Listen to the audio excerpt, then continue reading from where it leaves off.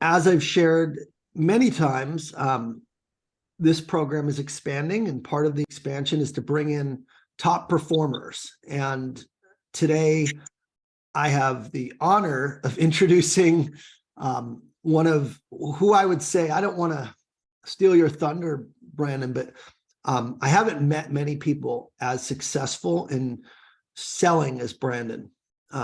He has, was it 4 years in a row, 7 figures earnings? Is that fair to say? 3 years in a row. Yeah. And 50 million. I want to get my numbers right. Yeah. Well, in that 4-year period, it was 50 million closed total contract value. Yeah, that's huge. Okay. That's over 10 million in TCV per year over that 4-year period. And then he goes and retires and now helps people coach. And many of you probably know Brandon already, so I don't need to do too much introduction. But what we're going to do today is, for the first 30 minutes, I'm going to ask Brandon some things that I'm very curious about, and then I'm going to open the floor and you guys can ask Brandon whatever you guys want. Him and I have collaborated before on different webinars. We've both spoken at Sales Success Summit. And I just have a lot of respect for you, Brandon, and not just your sales performance, but specifically around the personal side too. Yeah.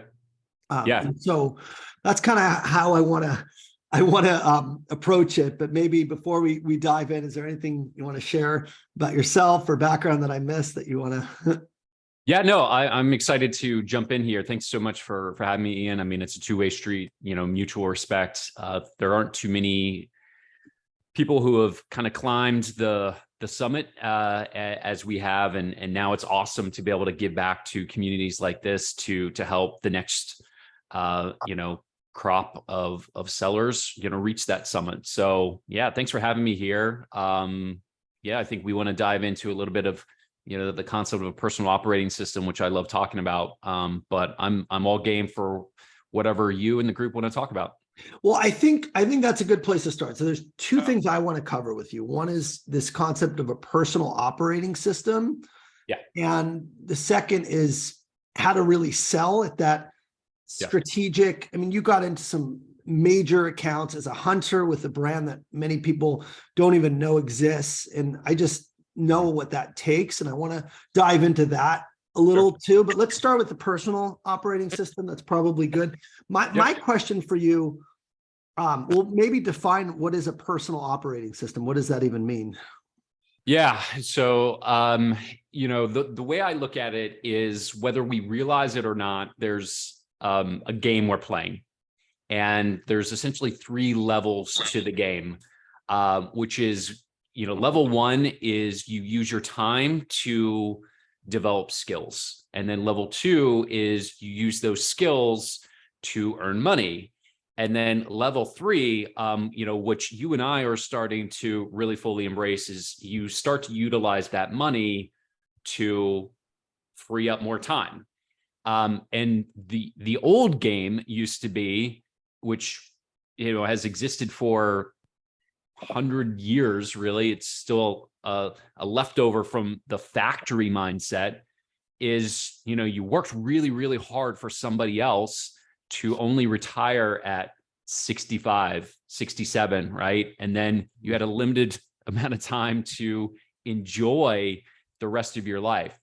So as sales professionals, really, we're performance-based knowledge workers and knowledge professionals. And we're incentivized to deliver based off of our performance. Similar to an athlete, right, uses their athletic ability and skills to entertain a crowds, win championships, win gold medals, or an actor, right, uses their skills to perform and entertain, motivate, deliver great art or music. We're in a similar role. And when you look around at everything, right, we know, the battery of our smartphones, we know when to plug in our laptops, our EVs, whatever it is, we know sort of the status of those things. But when it comes to ourselves, we're sort of working in this perpetual hustle and grind mode that Mhm. wears us thin and it burns us out. So a personal operating system allows us to understand ourselves a little bit more and then work in a way, developing a rhythm that allows us to achieve peak performance, use our knowledge to perform the best we can without burning out and playing by rules that we start to define ourselves so that we can win and master the game at each of those levels. So I'm going to dive into a few things that I heard you say, but before I get into your personal operating system and how to manage your time and energy in the right areas and what that should look like, I just want to take a step back. How long have you been operating from a place where a personal operating system is key to your rhythm?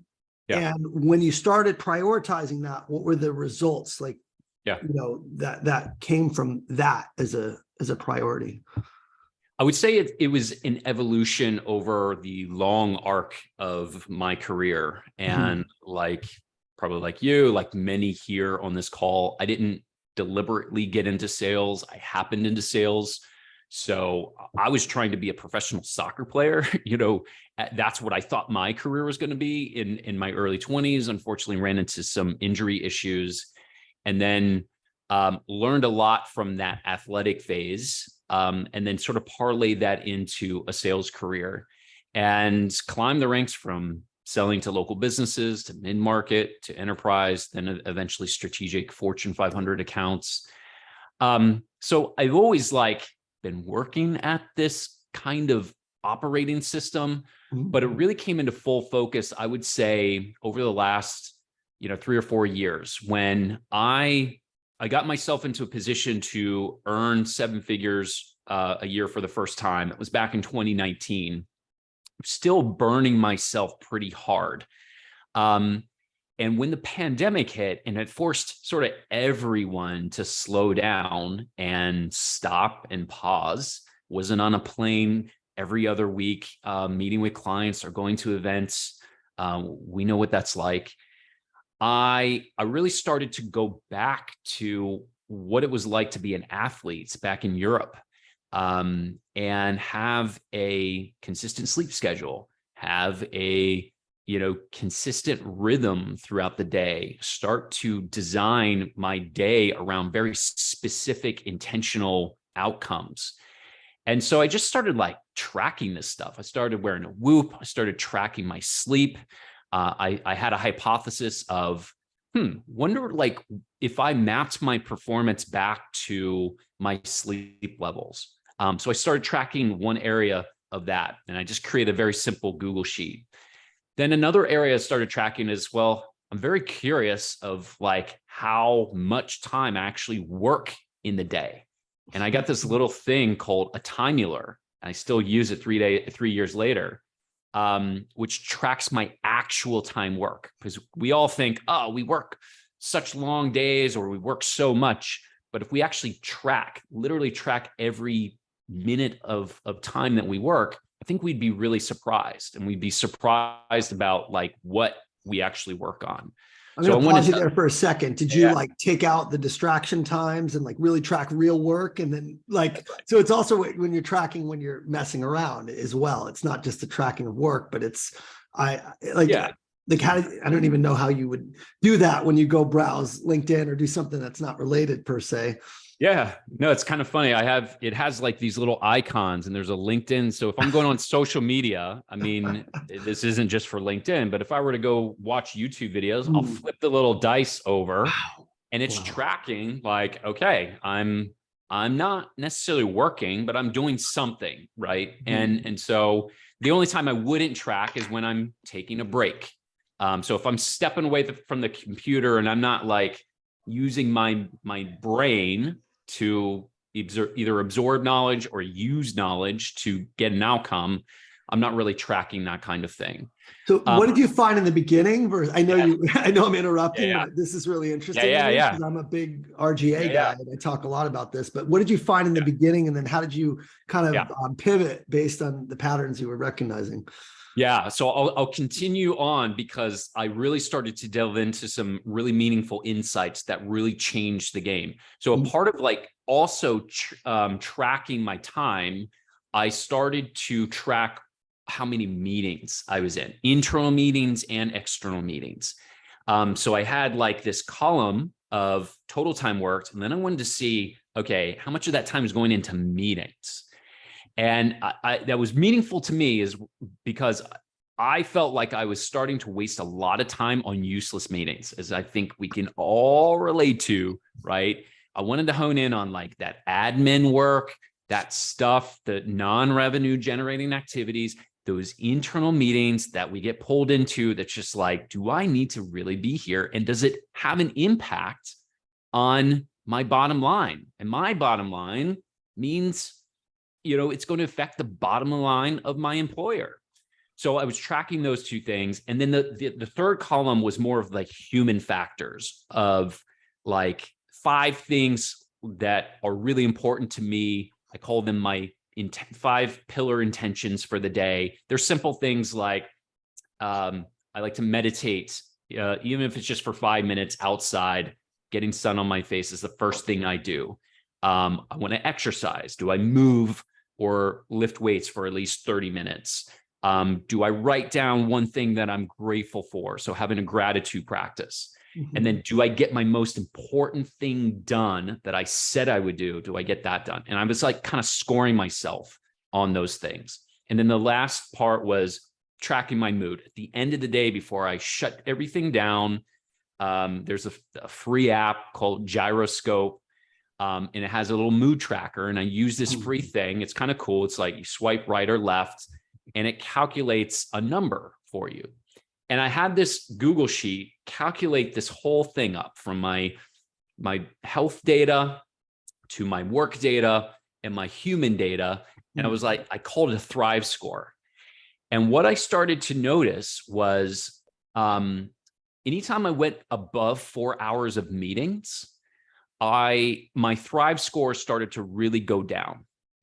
And it started to affect, the amount of revenue I could generate. And it started to make sense, right? Because, if you're on back-to-back Zoom calls, which was very common when the pandemic hit, hard to actually do the high quality, deep work that you talk about on the meetings.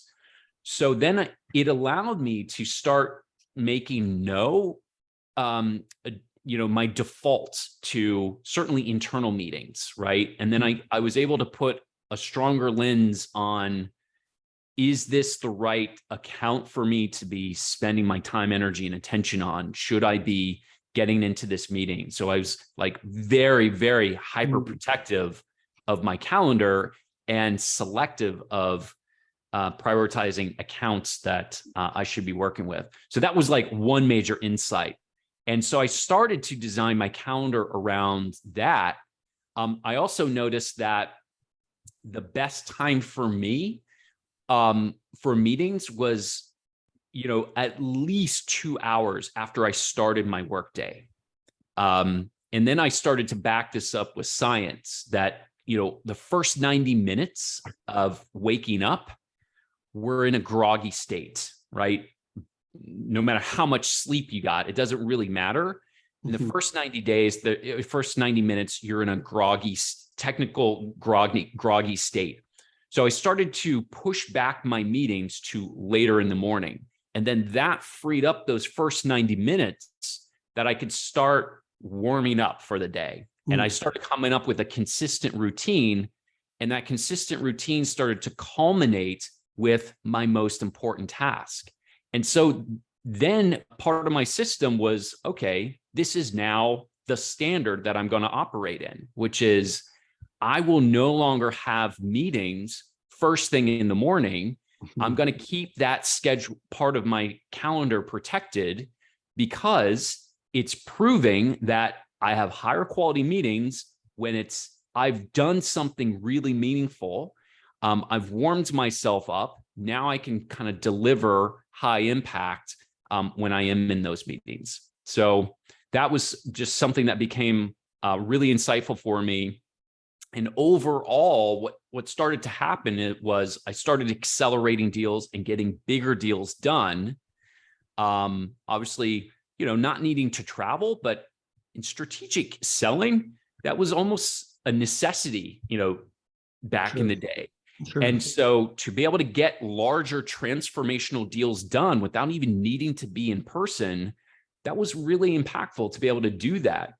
And it just gave me clues because I was tracking all this stuff and I understood exactly where my time was going. I could start pointing my time and my energy and my attention on the right things with the right people. And consistently, if I did that every day, it started to become like a fun game I got to play. And I was scoring myself and I was tracking myself, and I wouldn't beat myself up if my score was low or high. I would just naturally observe it and be like, that's interesting. Why don't I try to replicate the behaviors when the score is highest? Because it's helping me to close faster deals, bigger deals, and free up more of my time, because now the company wants less to do with me. They were like, just do your own thing. Yeah, you kind of taken what I've done, and I've talked a lot about this, the 12-week year. It's like gamifying the week, but you gamified the day and took it to a whole different level, which is awesome. What were you like, what did that look like as far as I'm a big fan of morning routine and combination of meditation and exercise and prayer and journal, whatever it is, but just getting warmed up. I like the phrase warming up, but what did the day actually look like if you think about where you spent your time, maybe even dispelling the myth of you have to work 80 hours a week to sell these big deals. I want to call out two things that I think are important for context. Brandon was closing at between 70 and 80% win rate. So he didn't need as many deals because he was laser focused on execution. And then the deal sizes were at least $1 million. I think it was around 1.3 average deal size as well. We'll get into that, but it's no accident, right? Because you weren't wasting your time probably on small deals or accounts that weren't key. But I just want to zoom out. Like, what was your daily schedule, your work day after you got done with your warm-up routine? When did that start, and kind of where were you spending your time to be able to produce such massive results? Yeah, so I would sort of keep this first 90 minutes of the day sort of to myself. And so what started to occur was I eliminated typical distractions that would have set me off course before in a reactive mode. So typical things like checking, I still use my phone as the alarm. That can be very dangerous, but most of us still do it, right? Sure. But in the old days, I would have stopped the alarm and then checked email or checked social media. And before I've even gotten out of bed, right, I've already given my time, energy, and attention away to somebody else. And so by being more conscious of my time, energy, and attention, these are you'll hear me say it a lot. It's an acronym for me. It's called T. My T are these finite resources that I needed to protect. And I started to realize, whoa, I was giving it away instantly. So already I'm on the back foot. I'm now playing by somebody else's rule. I'm saying your time, energy, and attention is more important than mine. And so by giving myself this buffer, I naturally could be more aware of when that alarm goes off. And I even gave it a label. I call it the daily start, because it's my daily start routine. I have that as the first thing I see when I'm turning off my alarm. And it's a little reminder of, wait a minute, don't stay in bed, don't check your email, don't look at social media. Let's get up and start the day. Mm-hmm. And then that naturally leads me into this rhythm every day that, okay, after I go pee and, hydrate, start, the French press, I'd go outside and meditate.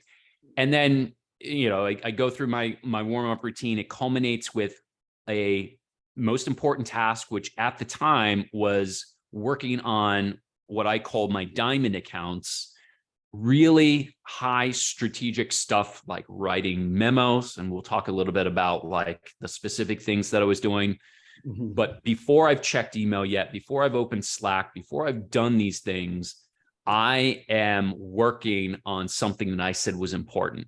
And then from there, then, you know, my schedule would be, you know, I'm moving sort of from this mindset of discipline first to more of a flexibility first. So I've done the thing that took the discipline. Now I'm moving into a period of time in the calendar, let's just call it 11 a.m. through like 3 p.m., when I know my energy is going to start to decline. And that's when I'm putting in, I don't know, meetings. I'm putting in admin work. I'm putting in email. I have buffers, right? You talk about the 12-week year. Yeah. They talk about buffer blocks, right? So I'm adhering to those Yep. buffer blocks. So I'm trying to really time block my schedule. And then naturally what starts to happen at the end of the day, I get into more of a rebound. This is just the natural circadian rhythm that most of us have. We have a peak, a dip, and then a rebound. This is my rebound right here. The Yeah, afternoon delight. It's the espresso machine. Yeah. What was your rebound? What does that look like? Yeah. So that used to be, I would grab my afternoon coffee and I started to realize, wait, that's affecting my sleep. Because it stays in your system for 10 hours. So I started replacing my afternoon coffee with a power nap or a break, just walking outside. And, you know, I'm fortunate to live in a, you know, pretty temperate climates like you are. So it's easy for me to walk outside this time of year and get energized, right? From a little sun on my face, some fresh air, and just feeling good. I put, you know, the AirPods in, you know, listen to music or, you know, lo-fi beats, and then come back and I would feel so much better than the jitters of coffee and then the crash that would happen in the evening and then be like up at night on an inconsistent sleep schedule. That was part of like me, again, being intentional about operating more like, you know, an athlete would and treating yourself to the best of your capabilities so that you can deliver with, you know, the energy that you're going to need in these high impact situations. Yeah. I was going to say, what did that, again, to dispel the myth of like long hours, when did you start your workday typically? When did you stop? Did you work nights and weekends? Like, what was the real deal behind this kind of performance? Yeah. So I would give myself a 12-hour block. Now I'm not working straight for 12 hours, but I'm not getting up and being a part of the 5 a.m. club, right? That's not really I'm not naturally a morning person. And this is another piece to understand. Like, I understood two core pieces to myself that I wanted to start leveraging. And I think this is important for, you know, implementing a good personal operating system, which is know your natural self. My natural self is, I'm an, you know, personality type called an advocate, right? It's introverted feeling. It's the most extroverted introvert you can be. So I'm technically almost an ambivert, but I definitely lean more introverted, right? And I want to leverage those things, right? If I were to try to follow an extrovert's playbook, probably wouldn't work out so well. The other thing too that we all have is a chronotype, your natural circadian rhythm. And you can adjust that, but for the most part, it's set in stone. So I am not an AM shifted chronotype, meaning I'm not a morning person. So trying to get up at 4 a.m., it's going to be working against my natural inclinations. So I'm somewhere, I'm biphasic. So what the majority of the population is, you know, we can sort of shift morning, we can shift a little bit later. But if I were to just naturally go to bed, I would probably just naturally, my body would want to go to sleep around the 12 midnight region and want to get up between 7 and 8. So anyways, I say all that you got to know yourself, right? That's really important. And so I wanted to align with that. And so I would be getting up typically around 7, starting my day at 7 and giving myself that first 90 minutes buffer time. And then I would be ending my day around 7 p.m. And again, I'm not working straight through there. I'm literally working about 8 hours or less in a given day because I'm tracking it and I know exactly where my time is going. But I'm spreading that out over a 12-hour period. So I can do like you do. I can take a lunch and spend time with my wife, right, in the middle of the day. I can work out in the middle of the day because I know hopping on the bike for 30 minutes is a great way to get the creative juices flowing, just break up the monotony and the rhythm versus sitting at my computer all day.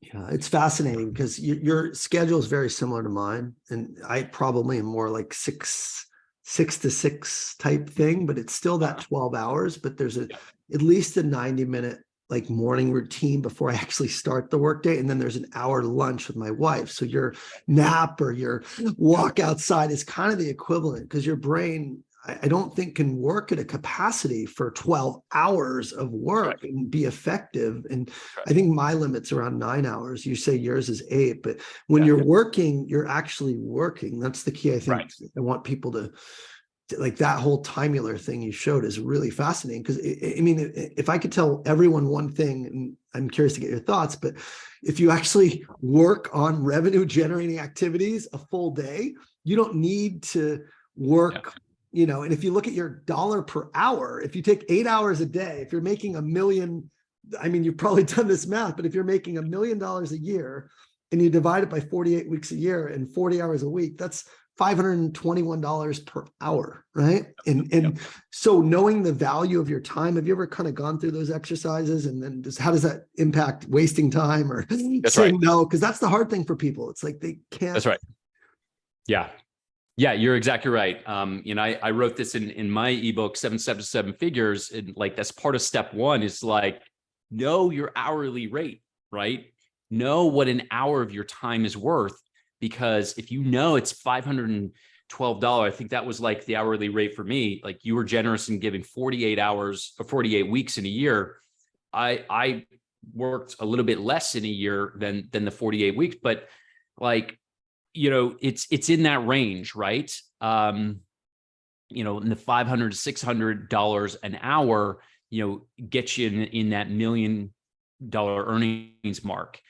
And if you know that number, right, and you paste it on your monitor, right, you're going to be like, okay, is this thing that I want to do, right, raising that rate or lowering that rate? And that's the way to think about it. And then you start using money as a tool, as a gauge for, you know, are you doing the impactful work that and it's like a mindset. Again, I meet few people. That's why I was excited to have you on that think this way. And I know you do because I'm a big fan of your content. But the whole question I ask is this a low value activity or a high value activity? If it's a low value, is this something I can delegate or say no to? Do you outsource stuff that, you know, how do you like delegate and outsource in your life to prioritize the high value stuff when there's just busy tasks that need to get done in anybody's life? Yeah, so I have a whole framework for that. So the first part is you got to define everything that you have to do. And it doesn't matter what tools you use. I happen to use a tool called Todoist. It's just easy to capture everything in Todoist. It's got a great iPhone app, and I can just instantly, when I think of something, I can just put it into this app. And so it's that trusted space that I know of everything that I've got to do that I think of, whether I'm on my bike, I'm in the shower, I go on my watch and just remind myself in Todoist, it's waiting there for me. But you're also getting it out of your head. I'm getting it out of my head. Call this stuff out because it's like the minute something is in your head, it goes on Todoist for you. I happen to put it on a notes in the Apple iPhone. It doesn't matter, but it's not clogging your head as clutter. Exactly. Whatever tool works for you, it's not so much the tool, it's just having a trusted system of, like you said, get things out of your head and into a place that you can come visit later, right? And then do something with it. And this is like classic David Allen Getting Things Done. It's a book that's been around for, I don't know, 20, 30 years. And it's like a classic framework for just productivity. 2 minutes or less, do it now. Yeah, I read exactly, that, exactly, sure. right? So it's that whole thing. And so you got to define everything you have to do. And then once you have it defined, I go through like this process, this framework. So it's called dead upo. So define, and then the E is, can I eliminate this thing? Do I really have to do this? So I try to go through a line item of just eliminate anything that I don't need to do. And then I go down, the A is automate, right? If I do it twice, let's try to figure out how to automate it. Email template, right? Simple things like that. And then the DEA, delegate, right? So internally, right, we've got a lot of people. I used to really leverage our SDRs, and I started to pull in people who I knew really wanted to become an enterprise AE. And I would even pull them into deals and say, hey, I will share my commissions with you if you start to work on the later stages of it instead of the typical time that you would exit out of an account. I was happy to do that, right? Because this is, again, in stuff that I wanted to free myself up for the highest value activities. So delegate would be the other piece. And then outsource is the O. If I can't do it in-house, can I do it out of house? And I started outsourcing things like my personal branding, right? I wanted to build up my LinkedIn profile. So I started outsourcing things there, right? You can't outsource everything, obviously. Yeah. And then everything that's left over, that's what I'm obligated to, right? Then I prioritize the things that only I can do. And then I optimize the things that like only I can do, and I have to do it on a recurring basis. So you figure out, okay, how can you get better at that one high value activity thing? I love it. I love it. And you're giving so much gold right now. And I want to allow time for everyone to ask questions, because I know I promised that, but I do want to, I dropped a TED talk for everyone. It's called How to Multiply Your Time by one of my mentors, Rory Vaden, it's a similar type of approach, but very powerful. But the big thing that I notice about you is you're always working on yourself. You're working on yourself. You have time allocated for your own growth. And you mentioned that in the beginning, right? It's time invested in developing your skills. And this is the skill of managing time. Yep. It's the skill of managing your energy and managing your time that you have. I'd say that's kind of the crown jewel of what you've built in this operating platform.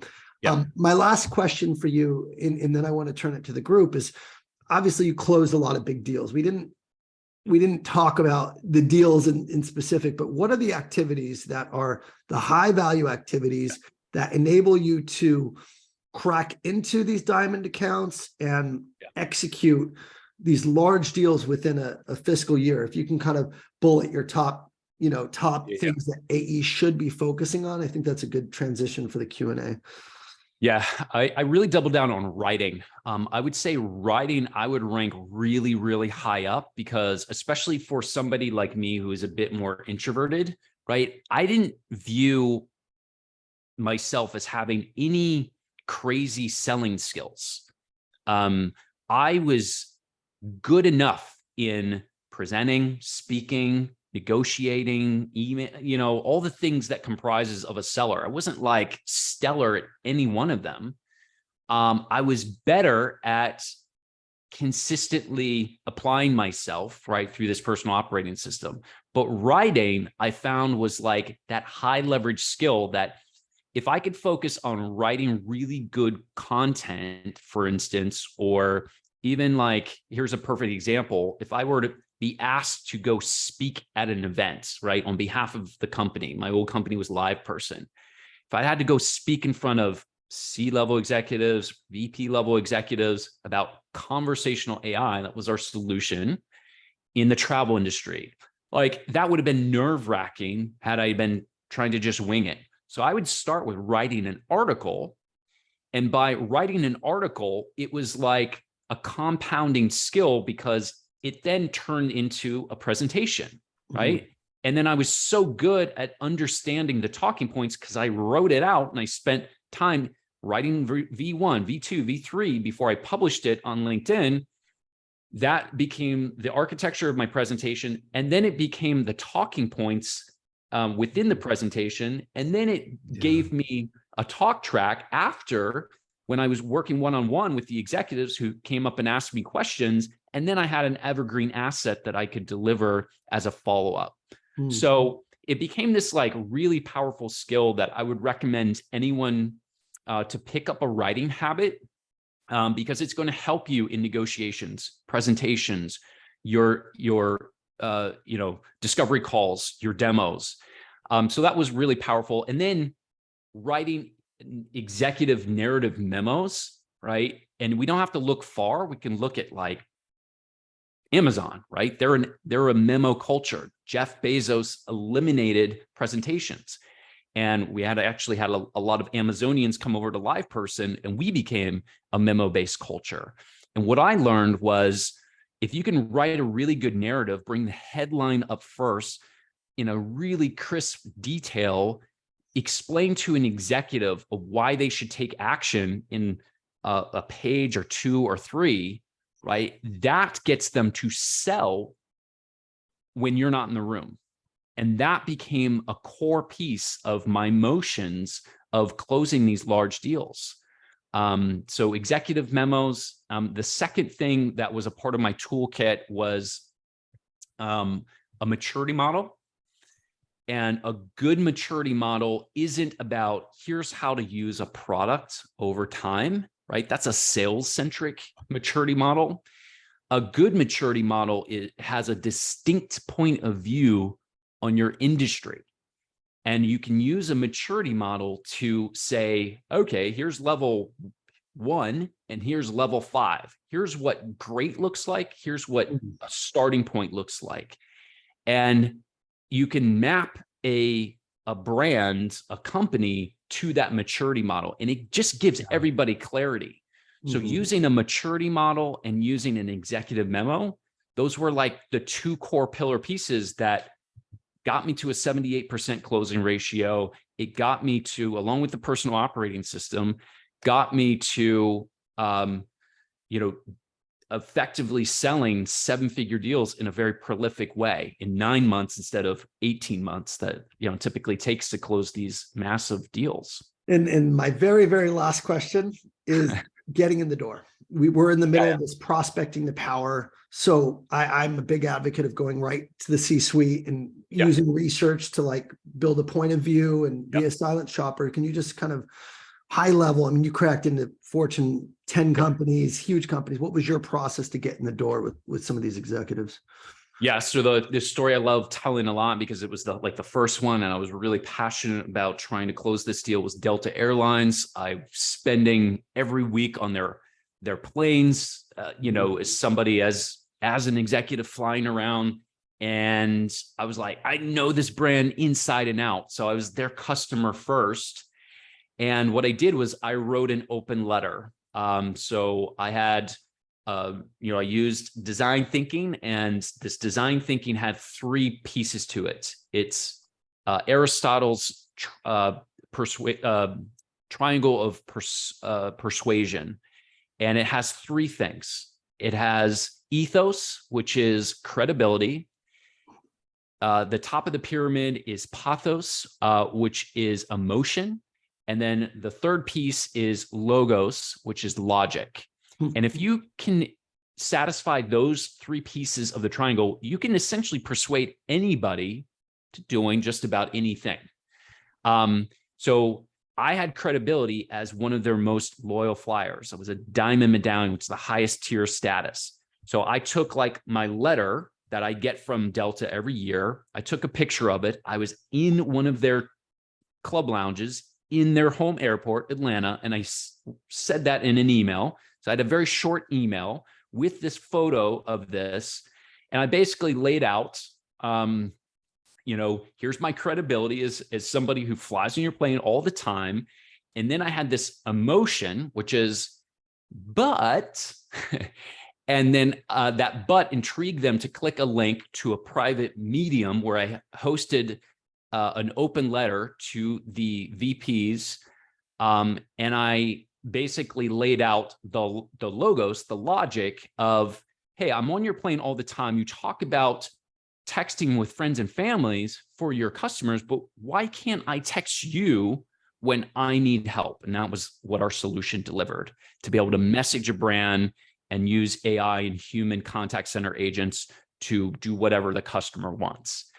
And when I sent that open letter, and then I also sent them very nice packages in the mail with a business case based off of public facing information, trying to time that of sending that digital open letter and the physical packages in the mail. And I targeted 5 VPs of who I knew were important for the type of solution I was offering. 3 of their direct reports ended up reaching out to me. And long story short, it was a 9-month engagement. We won a multi-year, multi-million-dollar deal based off of just using a little bit of design thinking. But the core premise was I was their customer first, and I knew a lot about how to help them because I was their customer. It's that research piece. So I think that's a good place to transition. You're just full of acronyms and frameworks, and I love it. It's really refreshing to see somebody so committed to excellence in all areas of life. So let's do this. Let's just keep it casual, and if you want to ask a question, take yourself off mute, and once you're done, go back on mute, and we'll keep it open for the next 15 minutes for Q&A. Sorry, it took a little longer, but there was a lot of things I really wanted to dive into, and I didn't want to forget to ask. So anyway, let's open it up for questions. So Brandon, thank you so much. It's so rich what you have just shared. I took many notes, but thank you. Sure. I wanted to ask you your opinion about, we have a lot every day, and the mind gets so busy. We have fires, we have quotas, so many details, right? Yeah. At the same time, we have to be so clear in our minds to be very strategic when, for example, selecting the right accounts to work on. Yep. We take an account and we have to be inspired, and we have to get the juices of creativity going to be able to think behind all these blueprints and tactics and models and everything we know, but just, be ourselves and see, okay, this is the path, how we can win this account, what the steps could be. So could you talk more about that? What time of the day, how do you put yourself in that zone? Yeah. Thank you. Yeah, great stuff. So kind of, again, going back to, we are performance-based knowledge professionals, right? We need to utilize our knowledge, and we're incentivized to deliver high-level performance. So an exercise that I learned, so I joined LivePerson in January 2018, and then retired last year. Literally, I'm coming up on a year of that in March of 2022. So I was there for, a little over 4 years. And that first year at LivePerson was, man, hectic, crazy. I was like working around the clock. I was saying yes to everything. And I think I needed to do that, right? Just like I was treating myself like a startup, right? And LivePerson, my employer, was the venture capital firm investing in me. So I had to just like try a little bit of everything, say yes to everything. Coming out of that year, and I was successful in that year. I was an MVP on the new logo hunter team, surpassed my quota, all that good stuff. But I was like, whew, that was tough. Coming out of that year, sat down with my manager, Sean Burke, and we had like this offsite in Newport Beach, where we were also pursuing Chipotle. But we had some time together, and like we just sat down, and he was like, Brandon, you're great in front of clients like Delta when you really know something about them and you love them. Yet on other accounts where I can tell, you don't know that much about them, you're a little weak. And instead of me being emotional about that, I was like, he's absolutely right. So I went through this exercise, and again, it's another framework. Like, again, I'm a big design thinking person. So I think you can design good performance. And so what I did is, if anybody's familiar with the Japanese concept of ikigai, it's basically a Venn diagram of 4 different things that come together. Like, what are you good at? What do you love? What does the world need? What can you get paid for? And you should hone in on the thing in the middle. I took that concept and I applied it to my account list, basically defining criteria that was really important to me.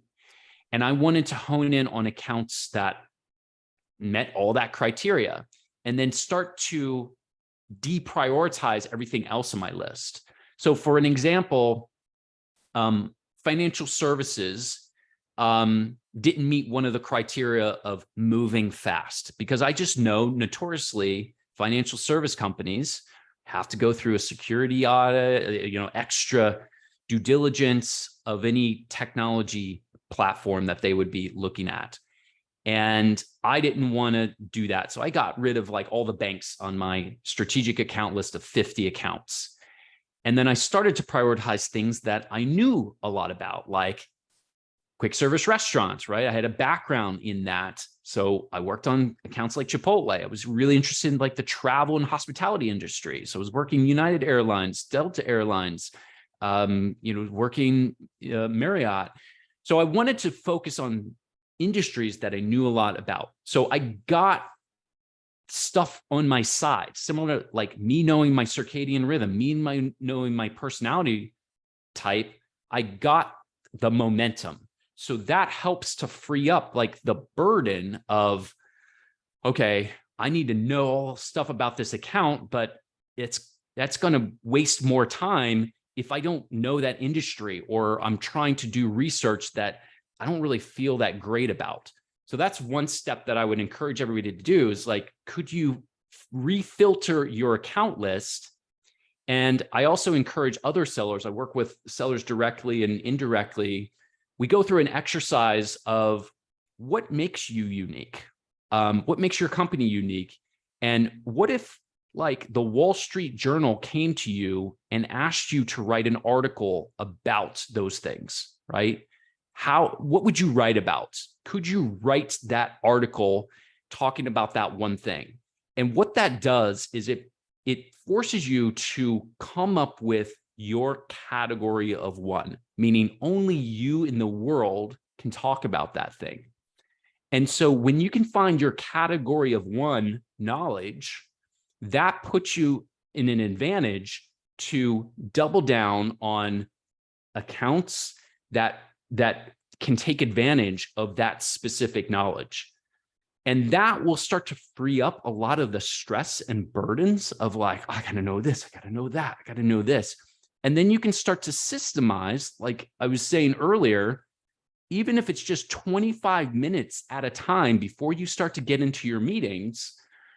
Well, you already have this specialized knowledge that only you in the world can talk about. Pick one account and set a timer for 25 minutes and start doing something to progress that diamond account. That's certainly how I did it, right? I was, benefited from being in the B to B to C space. So it was very easy for me to be customers of these brands, but you can still do it even if you're only selling B2B solutions. Start with, what makes me unique? What could I talk about? What could I write an article about in the Wall Street Journal that only me could talk about? And double down on those things. And that will start to free up your calendar a bit, so you don't get pulled into a million different directions trying to be a million different things, a master of none. Be a master of one. And you've done that with your personal branding too, with operating system and design thinking. Let's take some more questions. Hey, Brandon. Thank you. Hey, this is Julian, and I want to say thank you for sharing all of this. One of the questions that I had I actually have a couple. So you've had a lot of success in sales and you've earned a lot of money. How did you kind of overcome, or how did you get away from that high earning lifestyle into where, okay, now you're kind of helping coach and develop people and you're writing your own book?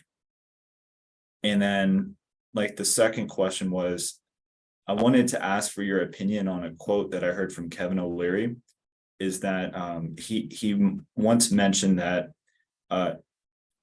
that a salary is a drug that they give you to crush your dreams. And I wanted to ask you that, is that something that applies to like compensation from like a bonus or a commission, or something that's purely just salary?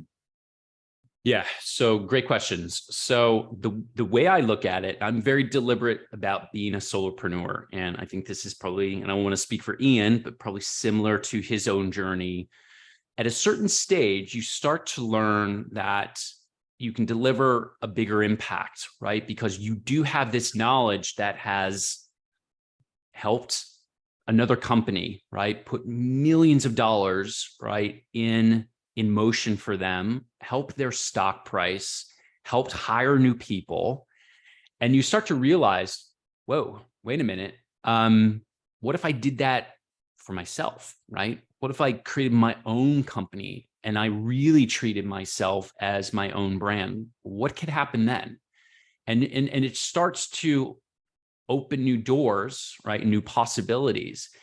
And so that's something that's a curiosity I highly suggest everybody start to scratch. And I was always an entrepreneurial person. I think if you're in sales, we all are, right? And it goes back to what I opened with, like we're in a game, whether you realize it or not. You know, when we all started, right, we use time to get skills, right? That's when you're a learner, right? And then over time, you get better at being a seller. And so you use those skills to start earning. And so you're an earner. And then that third stage is hopefully where everybody has an opportunity to go before age 55, 65, 67, to go off and do your own thing. That's why I think sellers are in the most advantageous role of any corporate role to go off and build something. So that third part of the game is to now take that money and free up more time for yourself. And you define what you're going to do with that time.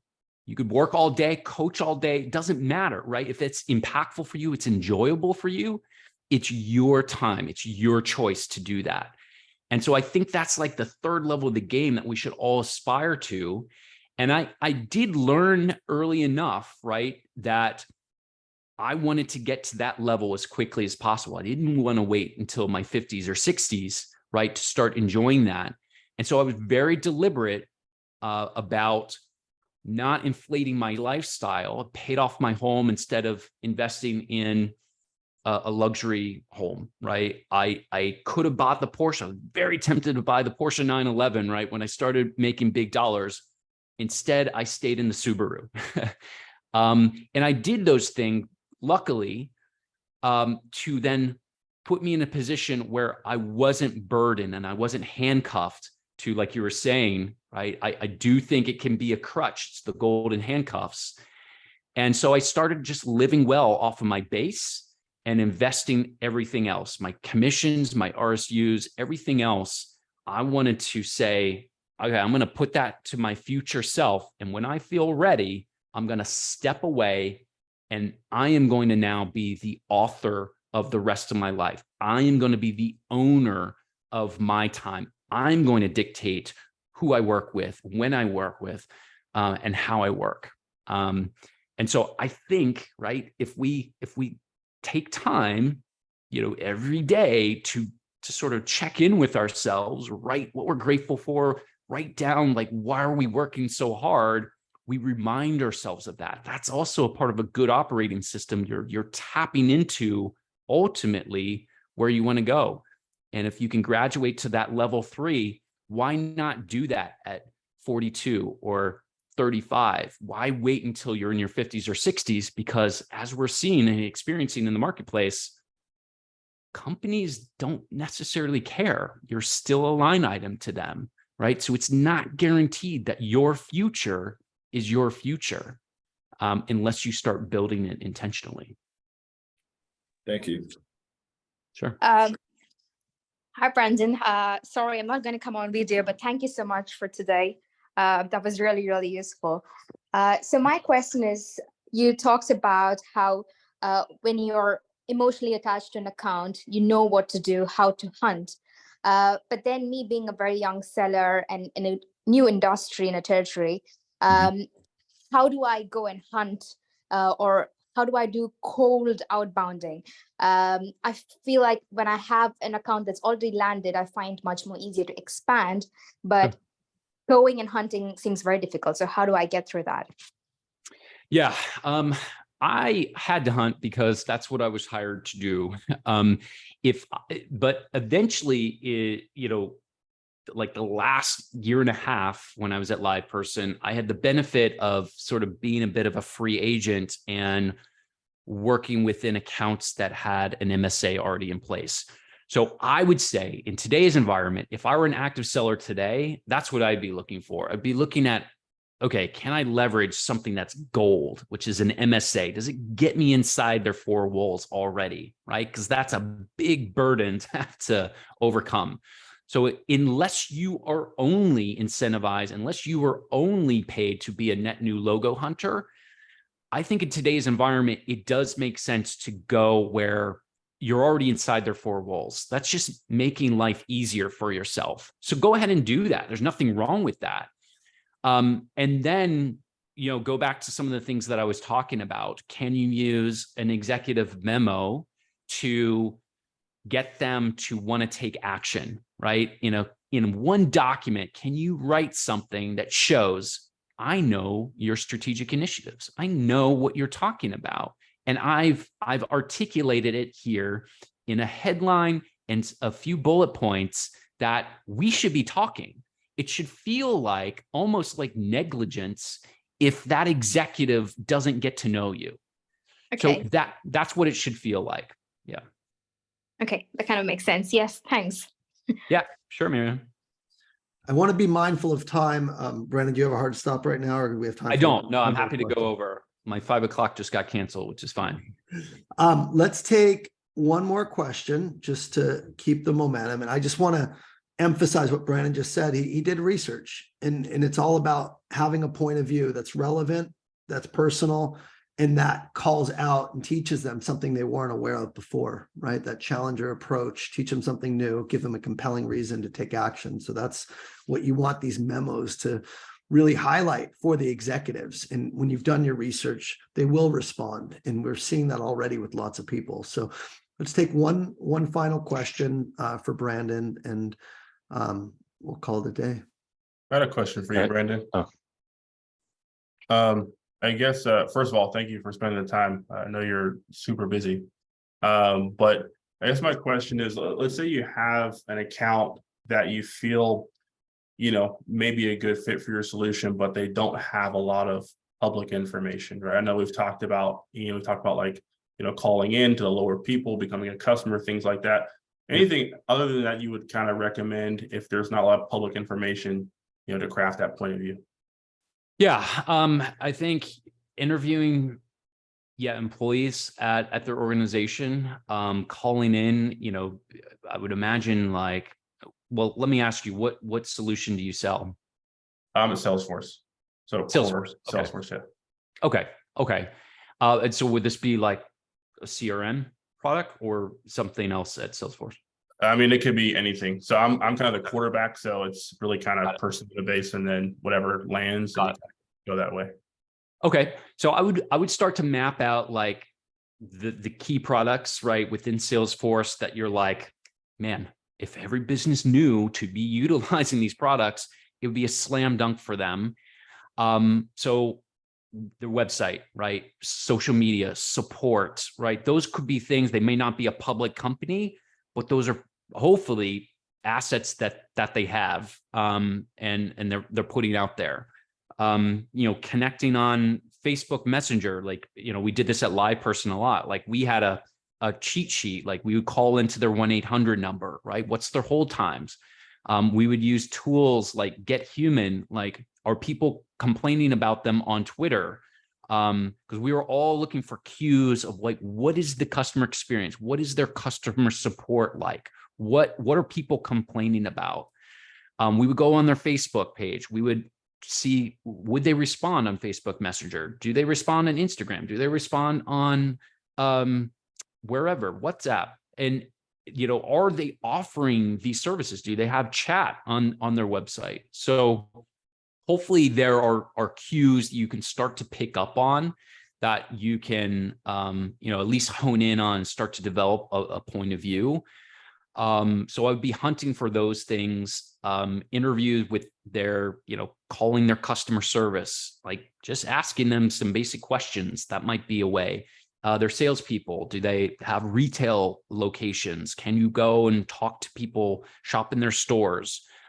Those might be all little cues where you can start to accumulate like an account plan, account point of view, a dossier on, and start at least having a point of view. Hey, I was in your store and this is what I encountered. Is this how you're training your employees? Right?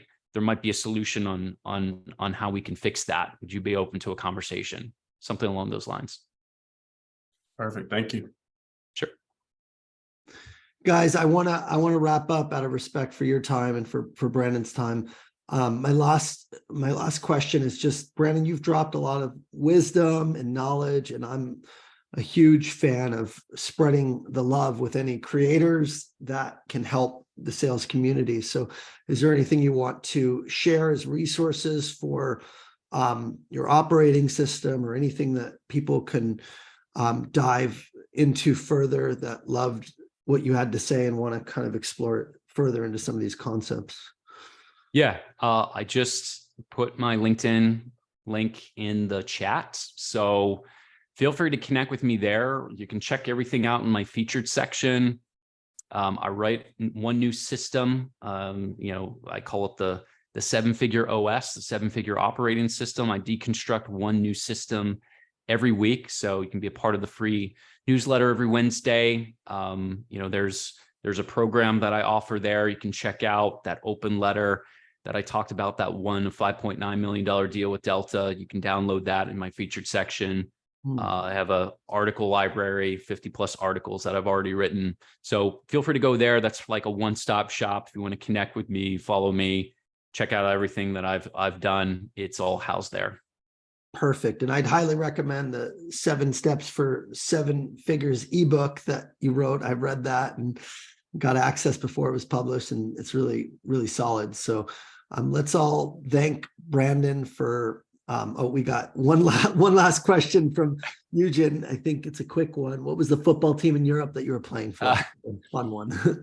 Yeah, Feci Petrolul Ploiești, which is based in Romania. So it's first division club. I think they've been relegated, so they're in the lower divisions. But I was in Eastern Europe for a year.